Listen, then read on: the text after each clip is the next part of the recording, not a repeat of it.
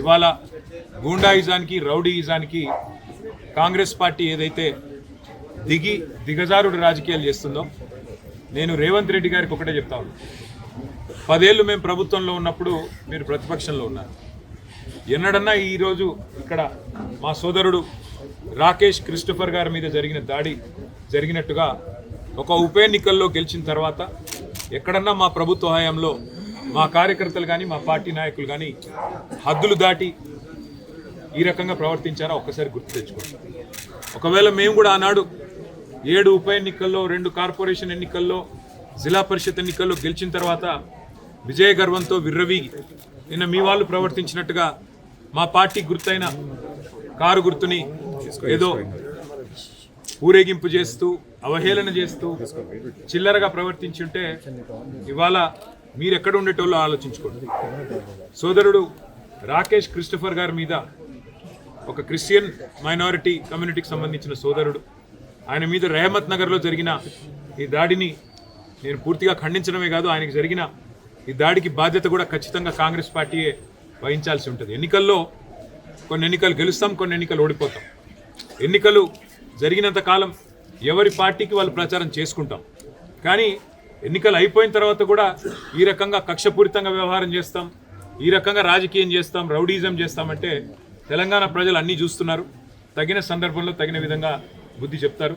నేను తమ్ముడు రాకేష్ క్రిస్టోఫర్ గారికి, వారి కుటుంబానికి, వారి శ్రీమతికి, వారి కూతురికి, వారి కుమారుడికి, వారి తండ్రి గారికి అందరినీ కలిసినాము. విష్ణువర్ధన్ రెడ్డి గారు, సునీత గారు, కౌశిక్ రెడ్డి గారు, అట్లాగే మా నాయకులు అందరం కూడా కలిసి, మా కార్పొరేటర్లు అందరం కూడా కలిసి ఆ కుటుంబానికి ధైర్యం చెప్పడానికి ఎన్నికలు మా కూకట్పల్లి ఎమ్మెల్యే కృష్ణారావు గారు అందరం కూడా వచ్చి వారికి ధైర్యం చెప్పే ప్రయత్నం చేస్తూ ఉన్నాం. అట్లాగే నేను ఇంకొక మాట కూడా ఇస్తా ఉన్నా, ఎన్నికల ముందు చెప్పాను, మళ్ళీ చెప్తా ఉన్నా. జూబ్లీహిల్స్ నియోజకవర్గంలో ఏ కార్యకర్తకి ఏం జరిగినా కంటికి రెప్పలాగా కాపాడుకునే బాధ్యత నాది, పార్టీది. వదిలిపెట్టే సమస్య లేదు. ఒక ఎన్నికల్లో గెలవచ్చు, ఒక ఎన్నికల్లో ఎదురుదెబ్బ తగలవచ్చు, కానీ కార్యకర్తల విషయంలో మాత్రం ఎక్కడ ఎవరికి ఏ అన్యాయం జరిగినా, ఎక్కడ ఎవరికి ఏ చిన్న నొప్పి కలిగినా తప్పకుండా ఇదే రకంగా వాళ్ళ ఇంటి ముందుకు వస్తాం. అర్ధగంటలో వస్తా అని చెప్పినా ఇలా వచ్చినాం. రేపు కూడా ఇట్లే ఉంటాం. మంగళవారం నాడు జూబ్లీహిల్స్ నియోజకవర్గ కార్యకర్తల సమావేశం కూడా ఏర్పాటు చేస్తూ ఉన్నాం. ఆ రోజు మిగతా అన్ని విషయాలు కూడా డీటెయిల్డ్గా మాట్లాడుకుందాం. కానీ ఖచ్చితంగా ఈ రోజు జరిగిన ఈ దాడికి కాంగ్రెస్ బాధ్యత తీసుకోవాలి.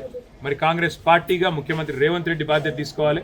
మీరు కనుక సంయమనంతో వ్యవహారం చేయకపోతే, విజయ గర్వంతో ఇట్లాగే విర్రవీగితే తప్పకుండా ప్రజలు బుద్ధి చెప్తారు, తప్పకుండా మేము కూడా బుద్ధి చెప్పాల్సిన పరిస్థితి వస్తుందని చెప్పి కూడా కాంగ్రెస్ నాయకులకు చెప్తూ, రాకేష్ క్రిస్టోఫర్ కానీ అట్లాగే జూబ్లీహిల్స్ నియోజకవర్గంలో ఉన్న కష్టపడి పనిచేసిన కార్యకర్తలందరికీ శిరస్సు వంచి వారికి ధన్యవాదాలు. ఎందుకంటే గతంలో మాకు 80,000 ఓట్లు వస్తే ఇప్పుడు కూడా 75,000 ఓట్లు వచ్చినాయి.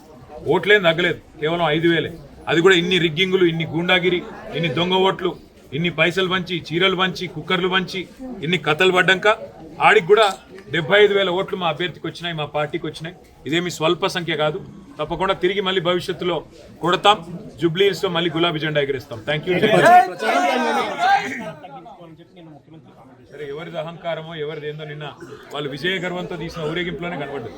మేము ఎన్నో ఎన్నికలు గెలిచాం గతంలో. ఎప్పుడన్నా ఇంత అహంకారపూరితంగా ఒక పార్టీ గుర్తును అట్లా బజార్లో ఈడుస్తూ క్రేన్లు పట్టుకొని అంత చిల్లరగా ఎప్పుడన్నా ప్రవర్తించామా?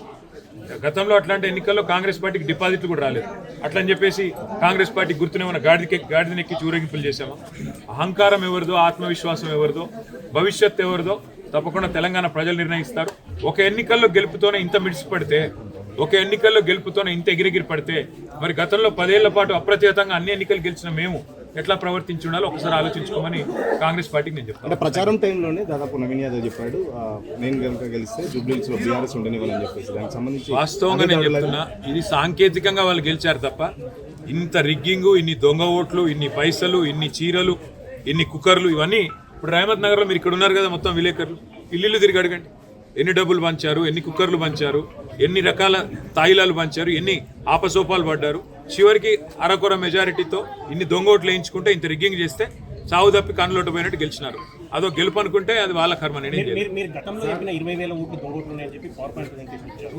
వాళ్ళ మెజార్టీ కూడా నష్టపోతుంది. భవిష్యత్తులో మీరు ఈసీ దీనిపై చర్యలు తీసుకోవడానికి ఎటువంటి కార్యక్రమం? ఎలక్షన్ కమిషన్ కాదు, తెలంగాణ ప్రజలే ఆలోచించాలి. ఎన్ని రకాల ప్రలోభాలు, ఎన్ని రకాల కుట్రలు, ఎన్ని రకాల కుతంత్రాలు, ఇవన్నీ ప్రజలు కూడా చూస్తున్నారు. మొత్తం ఎలక్షన్ రోజు ఏం జరిగిందో ప్రజలు చూశారు. కాబట్టి భవిష్యత్తులో మిగతా అన్ని విషయాలు మాట్లాడుకుందాం. ఇవాళ మాత్రం కేవలం మా సోదరుడు రాకేష్ క్రిస్టోఫర్ గారికి, వారి కుటుంబానికి, జూబ్లీహిల్స్ నియోజకవర్గంలో ఉన్న ప్రతి కార్యకర్తకు ధైర్యం చెప్పడానికి నేను ఇక్కడికి వచ్చినాను. తప్పకుండా భవిష్యత్తులో కూడా ఇదే స్థాయిలో, ఇదే పద్ధతిలో ఎక్కడ ఎవరికి చిన్న ఇబ్బంది కలిగినా వారి దగ్గరికి వస్తాం, వారికి అండగా నిలబడతాం. కాంగ్రెస్ పార్టీ గుండాయిజం మానుకోకపోతే ప్రజలే బుద్ధి చెప్పే విధంగా ప్రజల్ని కూడా చైతన్యం చేస్తాం. Thank you.